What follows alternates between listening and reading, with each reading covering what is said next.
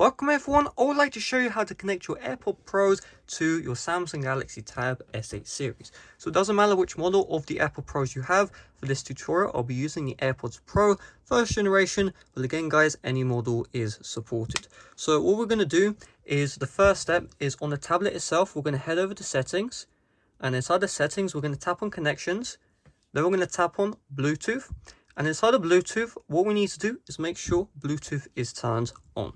The next step is we're going to open up the lid of the AirPods, and then we're going to hold down the back button. So let's open up the lid. We're going to hold down the back button, and you just want to keep this back button held down until you see AirPods Pro inside of the available devices area. So I don't know why, but when you are pairing AirPods with a Samsung tablet, you just have to keep this button held down on the back. Otherwise, it will just go into pairing mode, you can see, and it will just go out. So we'll just keep the button held down until we see under available devices the AirPod Pros. So we'll just give it a little bit to show up, and we may need to rescan as well by tapping on the scan.